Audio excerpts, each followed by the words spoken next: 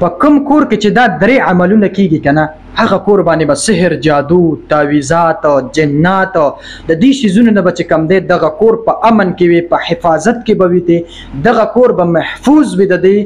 د دې هر قسم شیزونو نه به هغه کور محفوظ وي هغه درې شیزونه کم دي نو ویډیو را سره پوره ګوري خو دا غې نه مخکې صرف یو خبره کول غواړم چې د خپل منځونو پابندي کوي جی چرته منځ مقضا کوي خجی نو چې کله ستاسو منځ په ټیم وکنه کور کې به اتفاق وي کور کې به کم دی سحر جادو جنات دا شیزونه به ستاسو کور ته نه راځي نو د خپل منځونو اول نمبر خبره خو دا چې د خپل منځونو پابندي کوي بل دغه شان اکثریت خلک مونږ ته وایي قاری سے په مونږ باندې سحر جادو تعویذات دي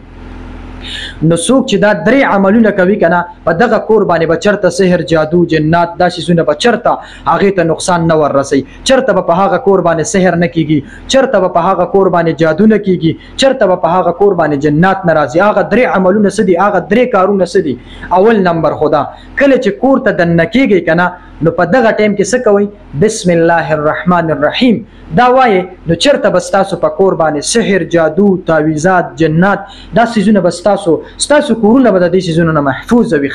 او دویم نمبر دا کله چې تاسو دا کپړې وباسئ کنه او یا دا کپړې اچوي نو په دغه ټیم کې چې کوم دی بسم الله الرحمن الرحیم دا وایا او کپړې وکاګه یا دا وایا او دغه کپړې وکاګه ان شاء الله په دغه کور باندې به چرته سحر جادو جنات تعویذات دغه کور به دې شیزونه محفوظ وي او دریم نمبر دا چې کله باتروم ته دننه کیږي کنه نو په دغه ټیم کې د باتروم دعا هم او خپل دعا دا بسم الله الرحمن الرحیم دا ور سره لازمي وای چرته په دغه کور باندې بیا سحر جادو جنات تعویذات دا یو سیس بم چې کوم دغه کور ته سنوي دغه کور به محفوظ وي نو دا ویډیو در سره مخکې لازمي خلکو سره شیر کړئ ځکه ډیر کورونه په دې کې اخته دي په سحر جادو جنات تعویذات دي سيزونه ډیر په بد حل راغستې دي نو دا ویډیو در سره نور ملګرو سره هم شیر کړئ والسلام ډیره مهرباني الله مرته خوشاله